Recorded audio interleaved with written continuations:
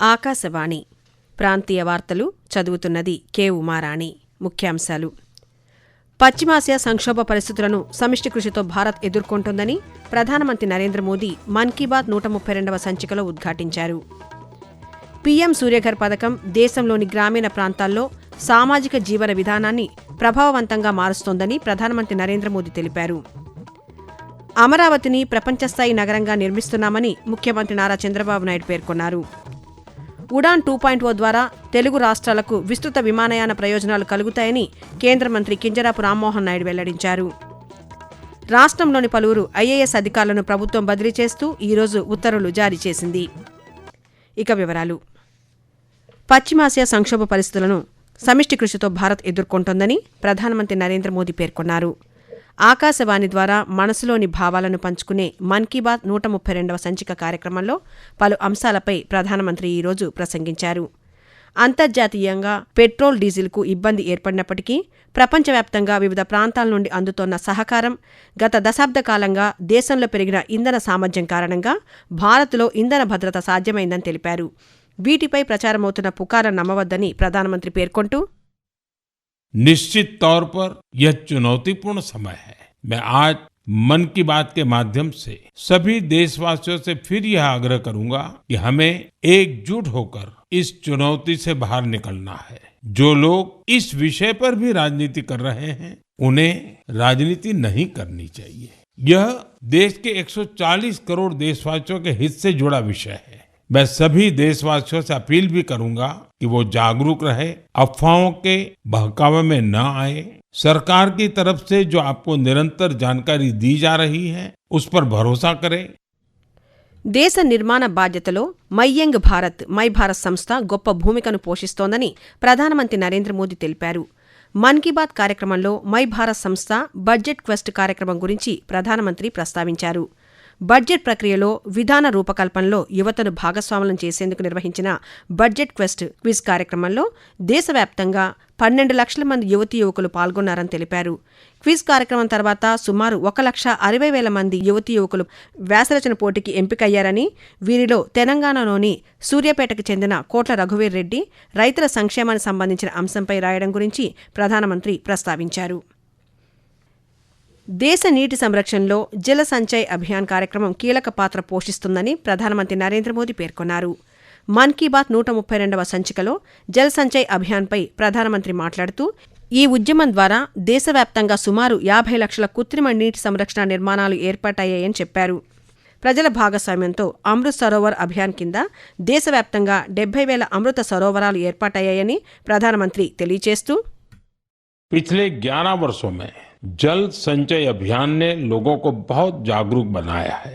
इस अभियान के तहत देश भर में करीब 50 lakh artificial water harvesting structure बनाए गए हैं। जल संकट से निपटने के लिए गांव-गांव में सामुदायिक स्तर पर प्रयास होने लगे हैं। अमृत सरोवर अभियान के तहत भी देश भर में करीब 70,000 अमृत सरोवर बनाए गए हैं। ప్రధానమంత్రి సూర్యఘర్ పథకం దేశంలోని గ్రామీణ ప్రాంతాల్లో సామాజిక జీవన విధానాన్ని ప్రభావవంతంగా మారుస్తోందని ప్రధానమంత్రి నరేంద్ర మోదీ తెలిపారు. పీఎం సూర్యఘర్ ముఫ్త్ బిజిలీ యోజనపై మన్ కీ బాత్ కార్యక్రమంలో ఈరోజు ప్రస్తావించారు. ఈ పథకం ద్వారా విద్యుత్ బిల్లును తగ్గించుకోవడమే కాకుండా పలువురు లబ్ధిదారులు విద్యుత్ శక్తిని విక్రయిస్తూ లాభాలు పొందుతున్నారని పేర్కొన్నారు. సౌరశక్తికి సంబంధించిన ఈ కార్యక్రమంలో మరింత మంది భాగస్వాములు కావాలని ప్రధానమంత్రి పిలుపునిస్తూ, आज पीएम सूर्यघर मुफ्त बिजली योजना का प्रभाव देश के कोने कोने में दिखने लगा है। पीएम सूर्यघर मुफ्त बिजली योजना का फायदा नॉर्थ ईस्ट के इलाकों में भी मिल रहा है। त्रिपुरा में रियांग जनजाति के कई गांव ऐसे थे जहां बिजली की समस्या थी। अब सोलर मिनी ग्रिड के माध्यम से वहां के घरों में रोशनी रहती है। देश में सोलर ऊर्जा क्रांति के ऐसे न जाने कितने उदाहरण हैं। आप भी इस क्रांति से जुड़िए और दूसरों को भी जोड़िए. తెలుగుదేశం పార్టీ 44వ ఆవిర్భావ వేడుకల్లో ముఖ్యమంత్రి నారా చంద్రబాబు నాయుడు ఈరోజు పాల్గొన్నారు. గుంటూరు జిల్లా మంగళగిరిలో ఎన్టీఆర్ భవన్లో జెండాను ఆవిష్కరించారు. అనంతరం పార్టీ శ్రేణులను ఉద్దేశించి ముఖ్యమంత్రి ప్రసంగించారు. అమరావతిని ప్రపంచస్థాయి నగరంగా నిర్మిస్తున్నామన్నారు. ప్రజా సంక్షేమానికి ప్రాధాన్యమిస్తూ అనేక పథకాలను అమలు చేస్తున్నామని తెలిపారు. ఆకాశవాణి ప్రాంతీయ వార్తలు వింటున్నారు. ఉడాన్ 2.0 ద్వారా తెలుగు రాష్ట్రాలకు విస్తృత విమానయాన ప్రయోజనాలు కలుగుతాయని కేంద్ర పౌర విమానయాన శాఖ మంత్రి కింజరాపు రామ్మోహన్ నాయుడు పేర్కొన్నారు. నోయిడా అంతర్జాతీయ విమానాశ్రయం ప్రారంభించిన అనంతరం ఢిల్లీలోని తన నివాసంలో పాత్రికేయులతో మాట్లాడుతూ ఉడాన్ 2.0 పథకం కింద నాగార్జున సాగర్లో కొత్త విమానాశ్రయం నిర్మించేందుకు వీలుంటుందని చెప్పారు.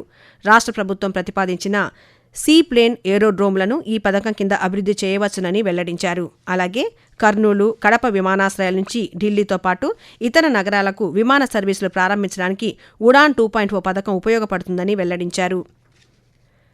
రాష్ట్రంలో టిడ్కో గృహాలను త్వరలోనే సిద్ధం చేసి లబ్ధిదారులకు అందిస్తామని రాష్ట్ర పట్టణాభివృద్ధి శాఖ మంత్రి పొంగూరు నారాయణ తెలిపారు. నెల్లూరులో నిర్వహించిన తెలుగుదేశం పార్టీ ఆవిర్భావ దినోత్సవంలో ఆయన ఈరోజు పాల్గొన్నారు. ఈ సందర్భంగా నారాయణ మాట్లాడుతూ టిడ్కో గృహాలను పూర్తి చేసేందుకు 4,400 కోట్ల రూపాయలను ప్రభుత్వం కేటాయిస్తోందని చెప్పారు. విదేశాలలో నిర్మించిన గృహ నమూనాలను పరిశీలించి నిర్మాణాలను చేపట్టామని తెలిపారు. రాష్ట్ర ప్రభుత్వ ప్రోత్సాహకాలతో దేశంలోని పెట్టుబడులలో 20% రాష్ట్రానికే వస్తున్నాయని మంత్రి తెలిపారు. రాష్ట్రంలోని పలువురు ఐఏఎస్ అధికారులను ప్రభుత్వం బదిలీ చేస్తూ ఈరోజు ఉత్తర్వులు జారీ చేసింది. కాకినాడ జిల్లా కలెక్టర్ షణ్మోహన్ను ఆంధ్రప్రదేశ్ ఎకనామిక్ డెవలప్మెంట్ బోర్డు సీఈఓగా బదిలీ చేసింది. అల్లూరి సీతారామరాజు జిల్లా కలెక్టర్ దినేష్ కుమార్ను ఆంధ్రప్రదేశ్ పారిశ్రామిక మౌలిక సదుపాయాల సంస్థ ఎండీగా బదిలీ చేయగా, గుంటూరు జిల్లా కలెక్టర్గా ఉన్న తమీం అన్సారియాను పాఠశాల విద్యాశాఖ డైరెక్టర్గా బదిలీ చేసింది. అలాగే గుంటూరు జిల్లా కలెక్టర్గా సాయికాంత్ వర్మను, విశాఖపట్నం జిల్లా కలెక్టర్గా అభిషిక్త్ కిషోర్ను, కాకినాడ జిల్లా కలెక్టర్గా హరేంద్ర ప్రసాద్ను, అల్లూరి సీతారామరాజు జిల్లా కలెక్టర్గా టి నిశాంతి నియమిస్తూ ప్రభుత్వం ఉత్తర్వులు జారీ చేసింది. దేశంలో తగినంత చమురు నిల్వలు, సరఫరా వ్యవస్థ బలంగా ఉన్నాయని రాజమహేంద్రవరం పార్లమెంటు సభ్యురాలు డి పురంధేశ్వరి తెలిపారు. కేంద్ర ప్రభుత్వం పెట్రోల్, డీజిల్ సుంకం తగ్గింపులపై పురంధేశ్వరి ఓ వీడియో సందేశం ద్వారా స్పందించారు. ఈ సందర్భంగా ఆమె మాట్లాడుతూ, ప్రపంచవ్యాప్తంగా ఇంధన సంక్షోభం నెలకొన్న ఈ పరిస్థితుల్లో నరేంద్ర మోడీ గారి నాయకత్వంలో కేంద్ర ప్రభుత్వం ప్రజలపై భారం పడకుండా ఒక సాహసోపేతమైన సమయోచితమైన నిర్ణయాన్ని తీసుకోవడం జరిగింది. పెట్రోల్ మరియు డీజిల్ పై విధిస్తున్నటువంటి అదనపు సుంకాన్ని తగ్గించడం జరిగింది. పెట్రోల్ పై ఇప్పటికే ఉన్నటువంటి 13 రూపాయల సుంకం ఏదైతే ఉందో దాన్ని 10 రూపాయలు తగ్గించి 3 రూపాయలకు, అదే విధంగా డీజిల్ పై ఉన్నటువంటి 10 రూపాయల సుంకాన్ని తగ్గించి 0కి తీసుకురావడం జరిగింది. ప్రజారోగ్య శాఖ ద్వారా వైద్యాధికారుల ఉద్యోగాల భర్తీని తొలిసారిగా ఆన్లైన్ కౌన్సిలింగ్ ద్వారా నిర్వహించనున్నామని రాష్ట్ర వైద్యారోగ్య శాఖ మంత్రి వై సత్యకుమార్ యాదవ్ ఈరోజు ఒక ప్రకటనలో వెల్లడించారు. ఎంబీబీఎస్ అర్హతతో సివిల్ అసిస్టెంట్ సర్జన్ సీఏఎస్ ఉద్యోగాలకు ఎంపికైన వారికి పారదర్శక విధానంలో నియామక ఉత్తర్వులను ఆన్లైన్ కౌన్సిలింగ్ ద్వారా ఇవ్వనున్నామని చెప్పారు. ఏపీ ఆన్లైన్ సహకారంతో రేపటి నుంచి నిర్వహించనున్న కౌన్సిలింగ్ పోస్టింగ్ ఉత్తర్వుల జారీ ప్రక్రియను 34 గంటల్లోపే ముగిస్తామని వెల్లడించారు. అభ్యర్థులు ఇచ్చిన ఐచ్ఛికాలకు అనుగుణంగా 611 వైద్యుల నియామక ఉత్తర్వులను ఆన్లైన్ ద్వారానే ఇస్తామని మంత్రి తెలిపారు. తిరుపతిలోని శ్రీ వెంకటేశ్వర పశువైద్య విశ్వవిద్యాలయం 13వ స్నాతకోత్సవంలో రాష్ట్ర గవర్నర్ ఎస్ అబ్దుల్ నజీర్ రేపు పాల్గొంటారని విశ్వవిద్యాలయం ఉపకులపతి జేవీ రమణ తెలిపారు. స్నాతకోత్సవ ఏర్పాట్లపై తిరుపతిలో ఆయన ఈరోజు పాత్రికేయులతో మాట్లాడుతూ, స్నాతకోత్సవానికి ముఖ్య అతిథిగా గవర్నర్ పాల్గొని వివిధ కోర్సులు పూర్తి చేసిన 415 మంది విద్యార్థులకు పట్టాలను ప్రదానం చేస్తారని చెప్పారు.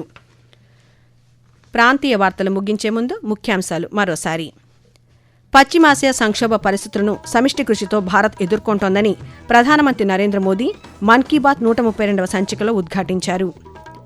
పీఎం సూర్యఘర్ పథకం దేశంలోని గ్రామీణ ప్రాంతాల్లో సామాజిక జీవన విధానాన్ని ప్రభావవంతంగా మారుస్తోందని ప్రధానమంత్రి నరేంద్ర మోదీ తెలిపారు.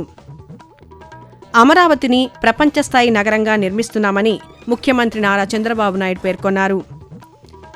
ఉడాన్ 2.0 ద్వారా తెలుగు రాష్ట్రాలకు విస్తృత విమానయాన ప్రయోజనాలు కలుగుతాయని కేంద్ర మంత్రి కింజరాపు రామ్మోహన్ నాయుడు వెల్లడించారు.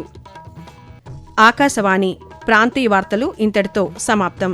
తిరిగి సాయంత్రం 6 గంటల 10 నిమిషాలకు విశాఖపట్నం కేంద్రం నుంచి ప్రాంతీయ వార్తలు వింటారు.